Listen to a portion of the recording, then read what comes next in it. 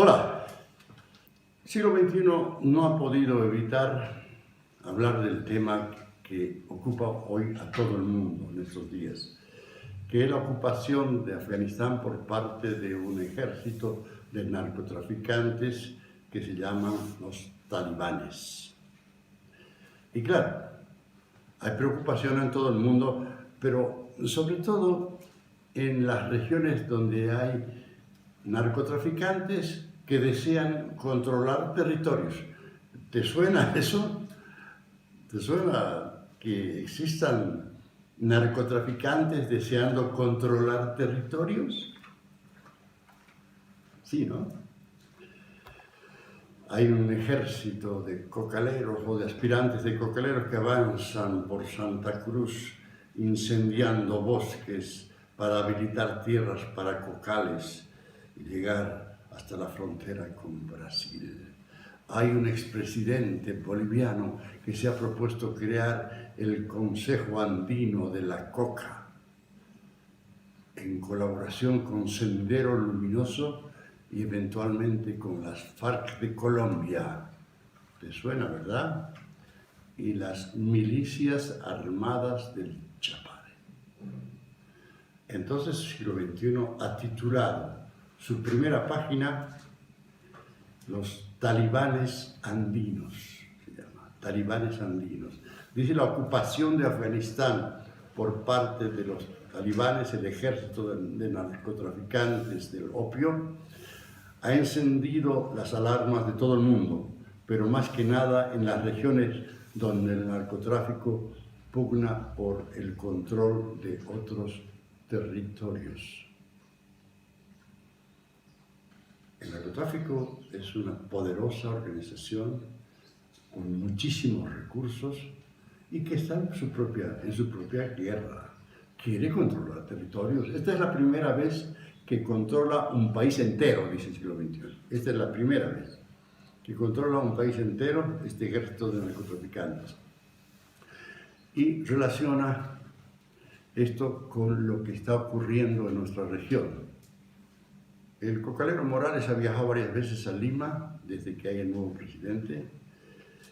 Un presidente, Pedro Castillo, que tiene muy buenas relaciones con Sendero Luminoso.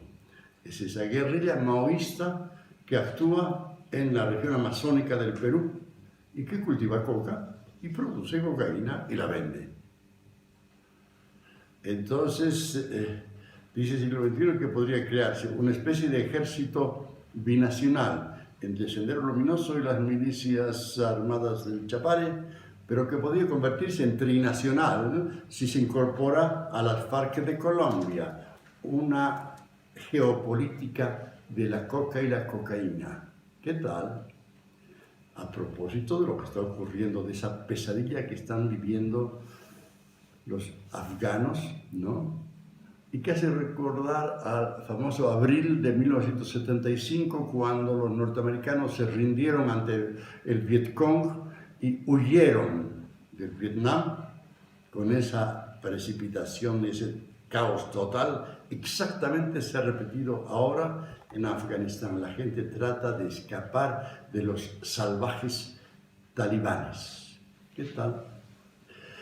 Y siglo XXI dice que quizás este acuerdo de cocaleros, narcotraficantes, no comprenda solamente a Bolivia, Perú y Colombia, sino también a Argentina, porque recuerda que hace pocos días la ex ministra del presidente Macri de Argentina, Patricia Bullrich, denunció desde Tartagal, en Salta, que el gobierno peronista estaba desmantelando todo el armazón que había creado Macri para proteger a la Argentina del ingreso de avionetas bolivianas cargadas de cocaína. Habían aviones militares en Tartagal que iban a cazar a las avionetas que osaren entrar al territorio argentino. Había un radar que ahora está apagado y la señora Bullrich mostró todo eso caminando por el galpón donde estuvieron los aviones y donde estaba montado el radar, que ahora no funciona.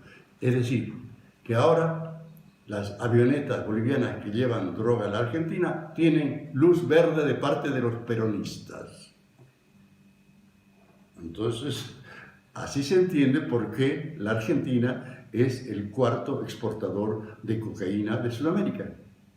No tiene una sola planta de coca en su territorio, pero es el cuarto exportador. ¿Gracias a qué?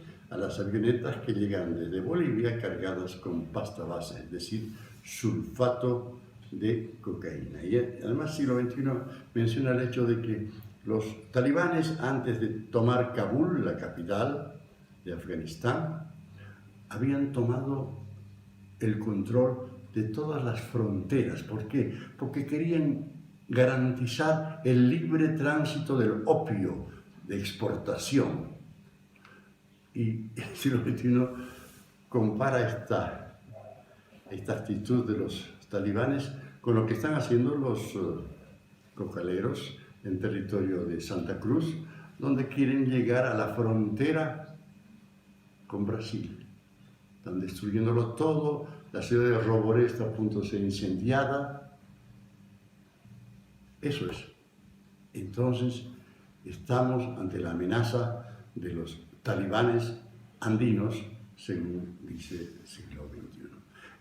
En la página 2 habla la carta informativa de los golpes que está recibiendo el MAS. El Partido del Cocalero está recibiendo demasiados golpes. Por ejemplo, menciona el hecho de que el Partido Popular de España está iniciando una investigación para verificar qué pasó con ese informe tan extraño que ha sido avalado por la famosísima Universidad de Salamanca y por el que se dice que en realidad no hubo fraude en Bolivia el 19.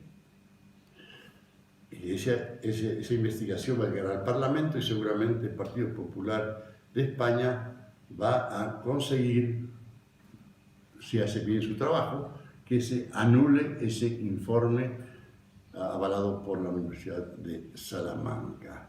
Después se refiere, por supuesto, siglo XXI, al informe de la OEA, que ratificó su evaluación de las elecciones del 19 y dijo que se había tratado de una vergüenza hemisférica, el fraude hecho por el MAS en el 2019, una vergüenza hemisférica.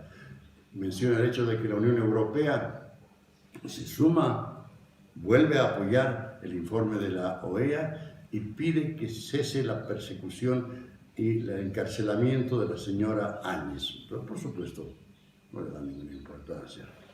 Y además ocurre que la Comisión Interamericana de Derechos Humanos ha fallado en el sentido de que el tal derecho humano de ser candidato cuantas veces quieras no existe. No existe. Entonces, golpe tras golpe, tras golpe, tras golpe, y además recuerda al siglo XXI el hecho de que el comandante de las Fuerzas Armadas de Bolivia, el general César Vallejos, dijo el 7 de agosto que las Fuerzas Armadas no participaron en ningún golpe. O sea, parece que el relato del golpe se ha derrumbado. Después el siglo XXI habla acerca del tema de la página 3 de Economía, el fracaso del litio. Dice, en un excelente artículo, el ingeniero Jorge Espinosa dice que el gobierno acaba de admitir que fracasó el método de evaporación solar en la extracción y concentración del litio en Uyuni y que no se produce en Bolivia un litio con calidad de batería. O sea que el litio que estamos produciendo en Bolivia, hemos invertido más de $1.000 millones en el proyecto, desde el 2008 hasta ahora. Pero no se produce litio con calidad de batería. No podríamos fabricar baterías de litio porque el litio que se produce en Uyuni, dice el siglo XXI, y lo dice el ingeniero Jorge Espinosa, que sabe muchísimo de eso, no tiene calidad de batería. no serviría.